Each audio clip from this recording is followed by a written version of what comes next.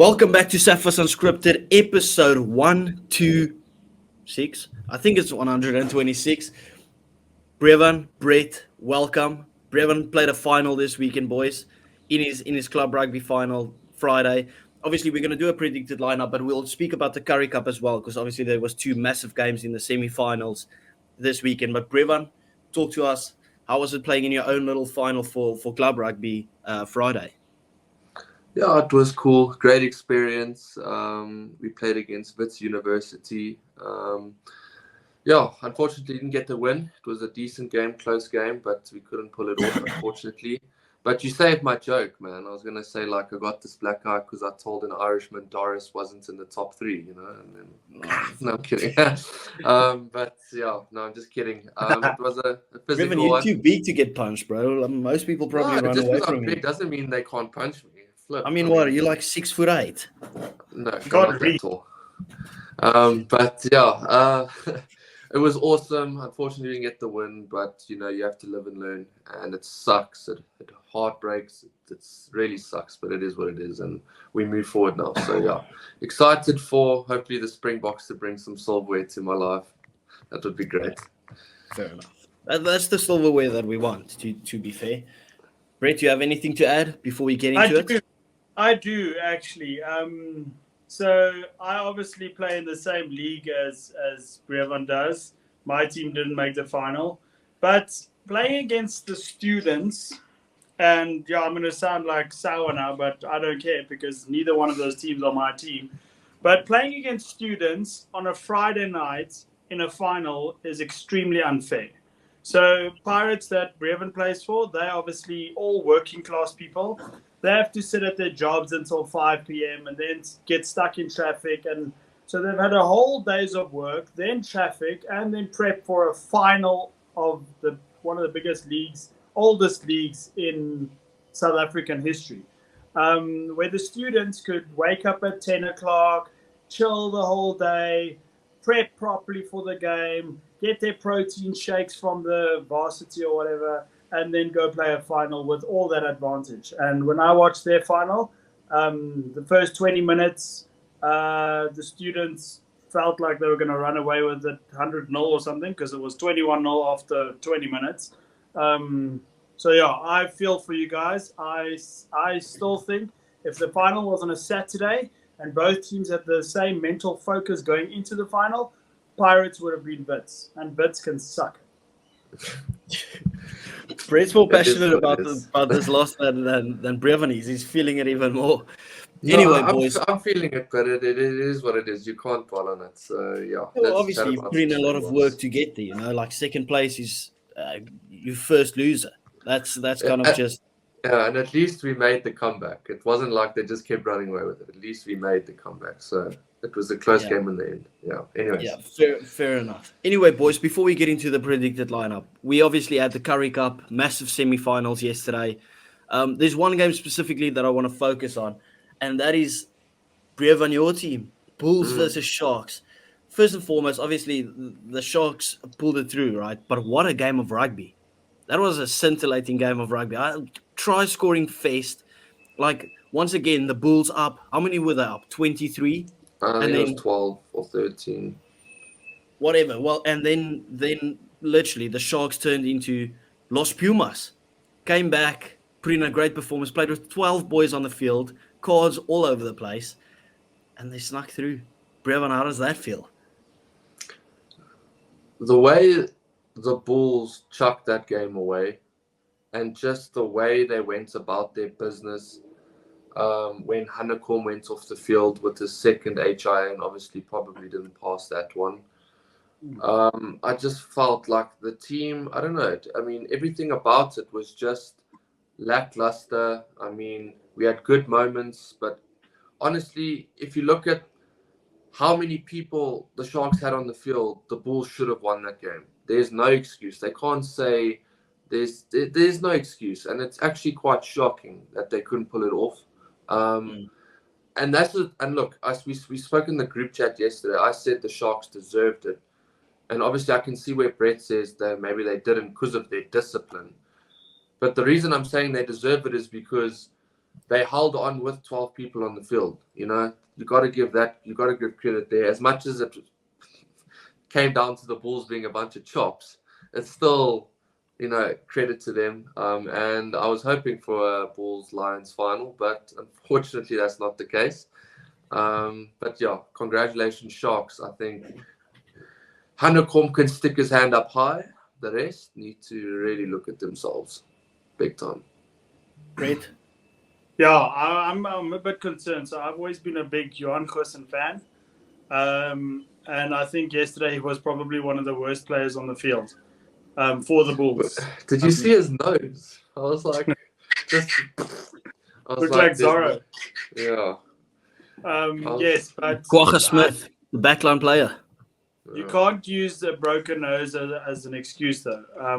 Yes, you can to some extent, but he was shit before his nose got broken. I feel like he didn't control that game at all. And I'm very impressed with a guy like Lionel Cornea. Sure. That he doesn't feel pressure. Didn't feel pressure, no. It just looks like he's there playing some touch rugby with mates. It was so weird to see because he'd get a ball, give a little offload here, a little cross kick there. 50-22, like it's easy.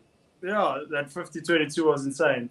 But then the one up and under that almost worked out pretty damn well. I'd like to see him start in the final, to be honest. And that kick to win the game, that's a tough kick. And he just step back, step forward, kick the thing like I miss. Who cares?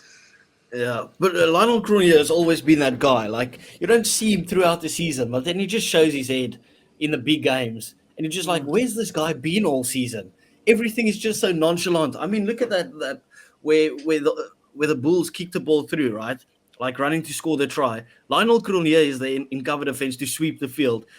Jogging along, makes it so close, but then pushes the ball down like it's absolutely nothing. Like he wasn't almost beaten for pace. He looked like Auction Chair running after the ball. It was ridiculous. Guy was so slow. But I mean, fair enough. The final thing that I kind of just want to ask on this to you guys, and that's the reason why we're actually speaking about it, is because both teams went full strength, right? Without their South African players, of course, but they put on their big boys, the guys that are in the URC.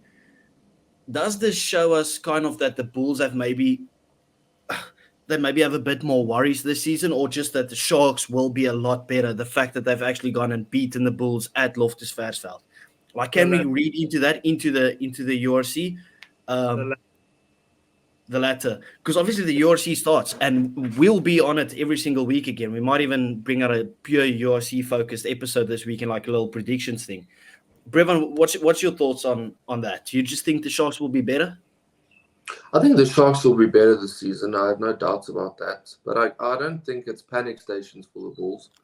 I do, however, think the one thing that's a concern is big match temperament. Like, yes, we may beat Leinster in the semi-final in the URC, but to go and lose this game when you were in control of it, I think the score was like 30 points to 18 at a stage with not long to go. It's just, you can't be losing those games. It's just like, but you're missing players like Gerard Steenekamp, Johan Grobler, Rowan Nokia, Kurt Lawrence, Kane and Moody. So obviously, Willie Leroux. These are oaks that would obviously bring something different to that side. And it's not an excuse that they weren't there, because obviously Sharks weren't having their Yevon Etzebeth, Sia Kolisi, exactly. blah, blah, blah. So there is no excuse there. So I don't think it's a great stepping stone for the Sharks, but they have to build on it, because the URC, it's a different ball game, because you have to travel to Europe and that type of thing. So I do think the Sharks will take confidence from this, and I think they should, because it was a good performance. I mean, our very own former prop, Trevor Nyakane, just absolutely giving us nightmares with his goosey and his little dummy and then drop of the shoulder. Just class. He completely sold the defensive line with that. Oh, that was a stunning dummy. That was stunning. Taking one out of the Lionel Cornea playbook. Also, a little bit of an unpopular opinion. Manuel Tutuka is better than Vincent Tutuka. He broke about 20 tackles in that last 20 minutes. Younger brother upstaging older brother. But you always get that. Somehow it's always the younger brother that shines because he looks up to older brother and he's going to be better than older brother. So that's usually what you get.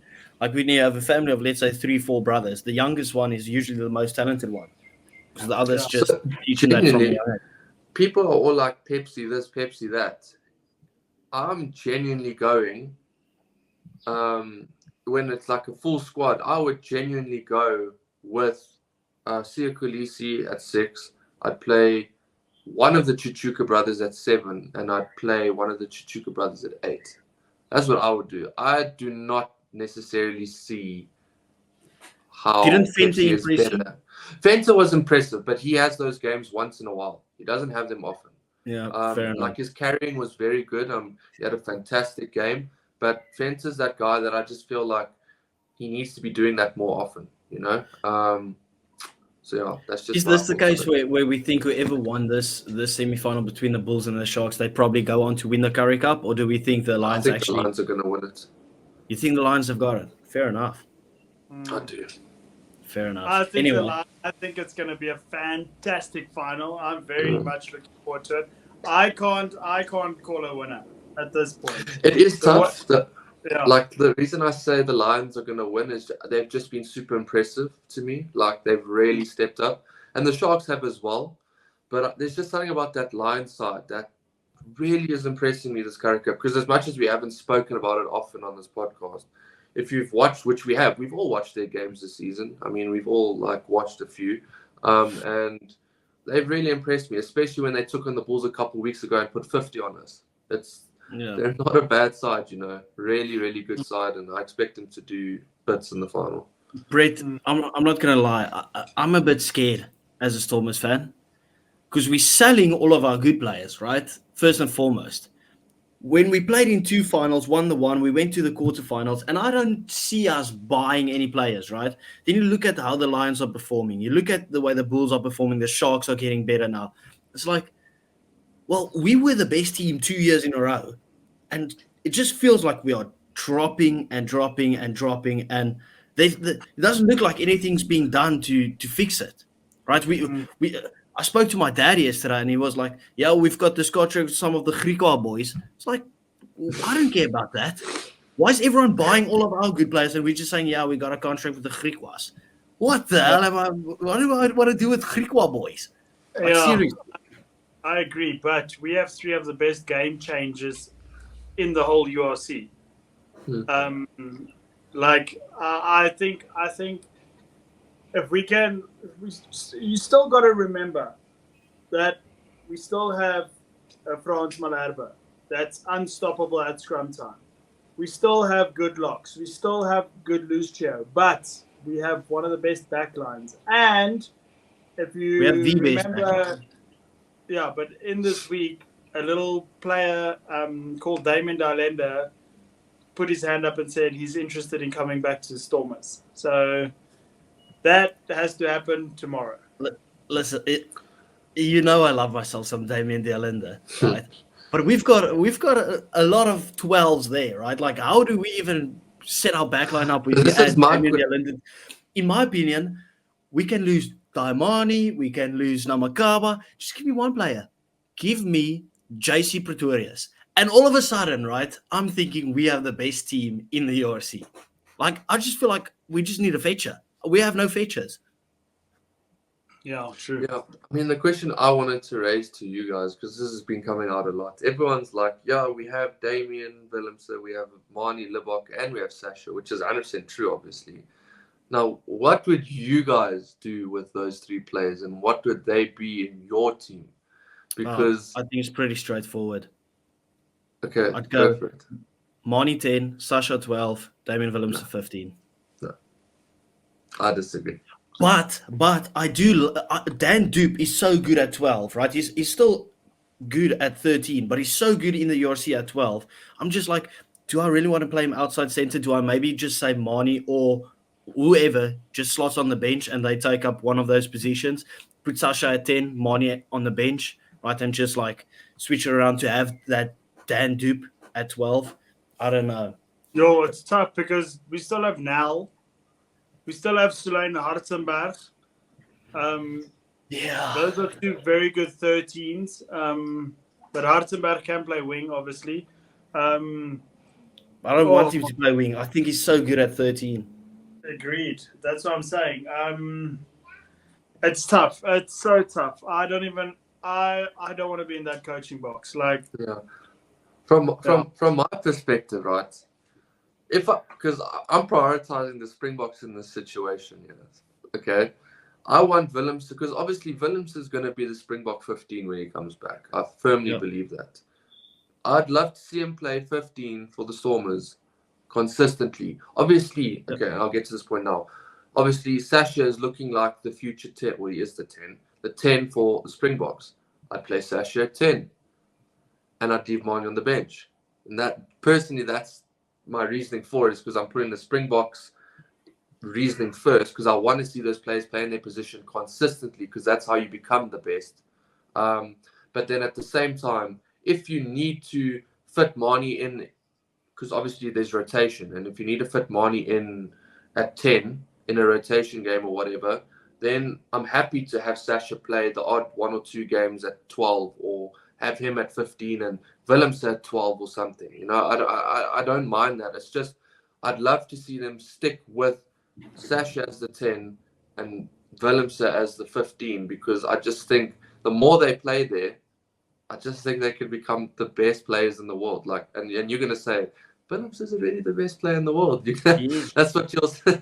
But like, I just see Willems and Sasha have the potential to go so far. Like, I get what you're saying. And especially Brett, and you would probably agree. Money doesn't really show up for the away games. Like those wet games, Money doesn't like that. Give me Sasha at 10 every single day of the week if we have to travel and play the Dragons or whatever.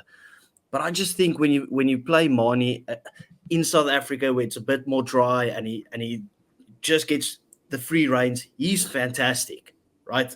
Especially in the URC. And I think the combination between him and Sasha, if we can find out a way, kind of like Willie also does in the Springbok setup, where both of them can be a first receiver, right? Like that could be absolutely insane. And I'm just thinking, right? Like I want Hartenberg as the outside center because, in my opinion, I'm putting him above Henku van Wyk in the pecking order for being the Springboks. At the moment, I agree. I completely agree. I think he's so good he's great at wing, but 13 for a big, strong, not big, like short, stocky, strong boy. He's quick. He's very good. And then you can put Warwick-Gelant on the wing. I agree, because I feel like they both of them, they have great acceleration. But I feel like at this point, Hartenberg just breaks that initial first line of defense better than Van Wyk at this point. And he's obviously actually still playing rugby, and Henku van Wyk, he's been injured. His months off have been more than his months on as a player.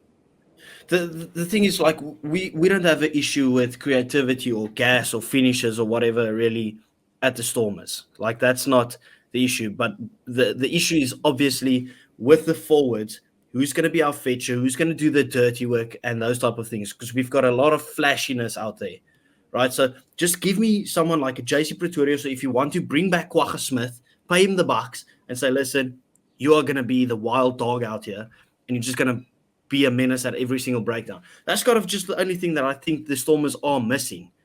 If we can get a standout player at the Griquas that can do that, then I'm happy. Okay? Then I'm happy.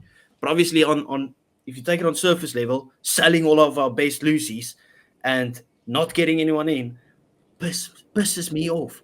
Like, it really frustrates me. But anyway, are we going to go to still out for? Not too long anymore, isn't he? Because he apparently he came out and he made it clear that he's not retiring. He still wants to play for the Stormers. Yeah. And I don't think that he's going to be out for much longer, because that injury was what, like at the start of the year? Do we? Yes, it was actually in the World Cup. Do we? No, Champions Cup. Oh yeah, but listen, do we see a guy like Andre Guventer going to the 6 jersey?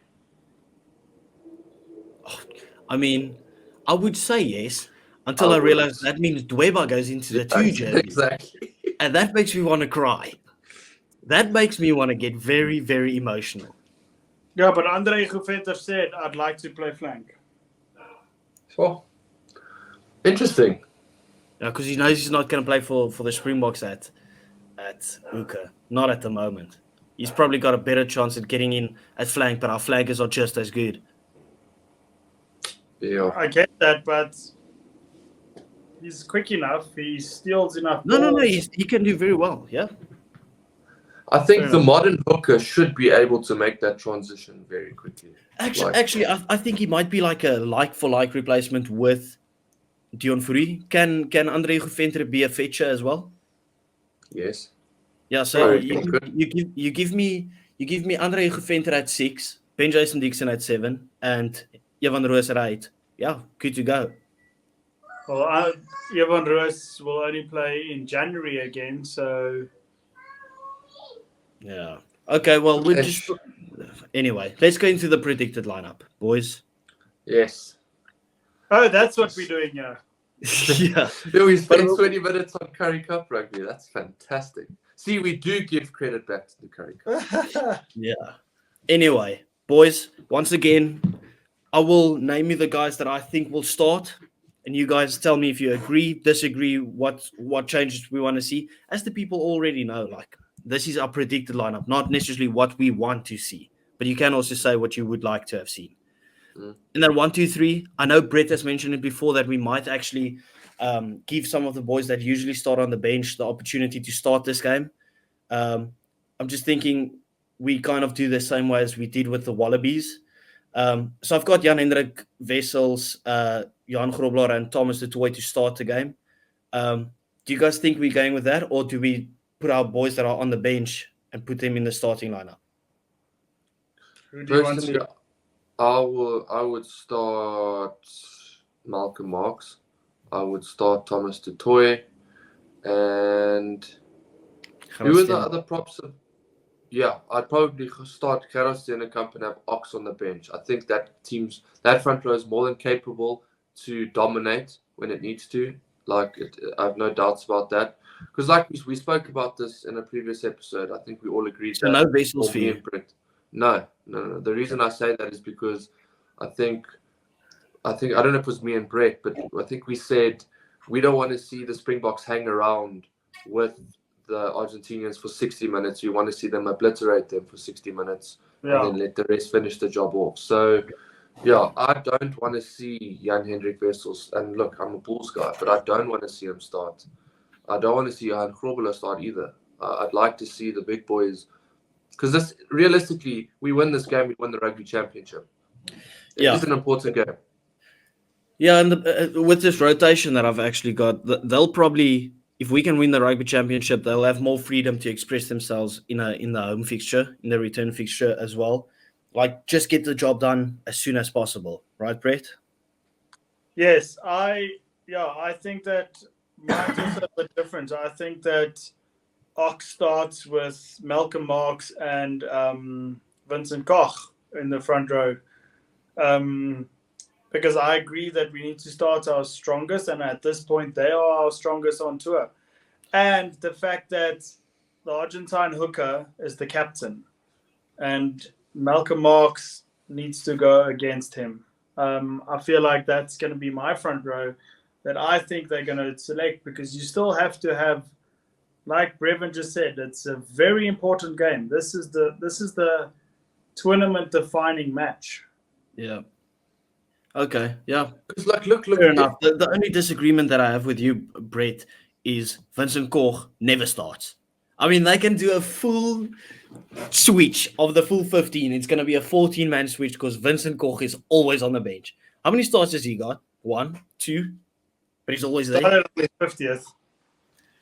Yeah, look, I think... Okay, and I completely forgot what I wanted to say, so just carry on until I remember. Anyway, Sorry. okay. Locks. Are you guys going with the same? Does Eben show up, or do we go Salman Murat and Nicholas Janssen van Rensburg?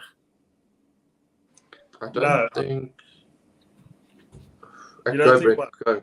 Yeah, I think Murat is definitely starting, and I also think Murat is going to lead the team. Me too. Yeah. And I don't know if Van Rensburg, I think Van Rensburg will bench, but I think Nortje he's there, right? Yeah. Yeah, I think I had him on the bench. the guy did nothing wrong. I think he's starting. Okay. Yeah, so do you not give Eben a spot in the 23 for the simple reason of, am I correct? If he draws with Matfield the next game that he plays, and then the one after that he becomes the highest cap Springbok. Yeah. I personally, you cannot, and I know it's at where's the game again in South Africa? It's on Mbombela. Mbombela, yeah. Nelspruit, yeah. Whether it's there or whether it's in DHL Stadium or whatever, It's in South Africa. You got to give the Oak his capping of the highest ever Springbok in South Africa. So I'd happily have Eben on the bench if they don't. Yeah. And even if you bring him on for 15 minutes, I don't care. Just give him a cap, because I don't want to see him go to the Millennium when we play Wales, and that's where he gets it. Like, can we roll the knot? Can we have him lift a trophy when is it making sense what I'm trying to say here? So yeah. I don't need him to start. He can be on the bench, but I think Murat's going to start, and Nortje, I agree, because Nortje isn't one of those guys where it's been like he's been overworked necessarily, if that makes sense. Yeah, but he got smashed up in that All Blacks game. Not like he got dominated, but I think maybe they say, okay, listen, relax. You'll play the home fixture. Janssen van Rensburg, he has been in the system, or well, he's been there for a while now. Give him a game here against the RGs. That's kind of just maybe. Anyway. 6, 7, 8. Marco van Staden starts in that 6 jersey. Ben Jason Dixon gets 7. Jasper Wiese takes 8. Great. I'm happy. Yeah. I completely agree. I don't think Sia's starting. No. He hasn't gone for his surgery, right? No, and he's not going to until after the rugby championship. Yeah, because he probably wants to play that home game. That's fair enough. But he'll be there to lift the trophy. So 9-10 combo. Jaden Hendrikse to start. Mani Lebok at 10. That's what I'm going. Not what I would have picked, but I think that's what they're probably going for, seeing that Jaden wasn't bad at all when he came on against the All Blacks. And I think Rassie likes a bit of Jaden. Yes, he does. Look, I think Mani is the right choice. I'd stick with Mani at 10. I'm happy to do that. And I think it will happen. And then 9, I am agreeing that I think it will be Jaden. However, I would go with Quibus. Like, I would have gone with Jaden maybe going from the bench, and I would have started more than Van den Berg, seeing that he's just come through. Like, if we want to focus on the young boys. I think realistically right now, Jaden's got, if you look at the plan, I think Jaden's probably got the biggest future with the Springboks. If you look at what Rassie's plan is. He likes a scrum half who can give good box kicks, can obviously put those contestables up. It's just how it is. And then he doesn't need a scrum half that plays at 1,000 miles an hour. So I think it will be Jaden. And I probably would have personally gone Quibus at 9 and then had Jaden on the bench. I wouldn't have even played Morne van der Berg. But look at How old is Morne van den Berg? He's still young. He's like mid-20s. I think he's my age, actually. Okay. Center combination, Andre Pollard. I've got him at 12 to take the kicking duties as well. We know they want to do this thing with see how Andre can play in that 12 jersey if needs be. And then Lucanio Ahmed outside center. That's what I've got. I got Ahmed 12 and Jesse Kriel at 13. Yeah, but don't you think they want to rest Jesse? He's been playing so much rugby. Why take him? Like I've got him in the 23. Oh, you got him in the 23. I don't think Jesse Kriel needs a rest. I think other than myself, he's probably the only other finely tuned athletic machine that I know. So I think Jesse Kriel gets in there just based on pure athleticism on its own. Okay, Brett. I'd also go with at 12 and Jesse at 13 because I'm going to keep saying this. I want to see a team with a mixture of balance. And obviously, doesn't play often, so I'd want to see him starting. And I want to see Jesse bring in the experience. Well, of course, has experience as well. But in a game where we need to win, and the reason I say it's so important is because if Argentina win this game, and we know they can perform in South Africa. They've done it before. But now they've got the chance of winning a rugby championship as well coming to South Africa. They are going to bring absolutely everything they can, which is why this game needs to be won. So you've got, I'd personally have Pollard on the bench. Start Jesse, and if it's going pear-shaped, you can always take Jesse off, put at 13, and then put Pollard on at 12, That's exactly what happened regardless. I don't think it's going to be because of somebody messing up. I think that's exactly what's going to happen. I think Pollard comes on at 12, goes out, and Jesse gets the rest that he deserves. Okay, fair enough. Well, so now our team is going to be a bit different, obviously, because we've got very different opinions on that. I've got. What is your bench split? I've gone 5-3. Who's the three? Who's the three backs on the bench? Kobus Reinach, Jesse Creel, and then Currie Arendse.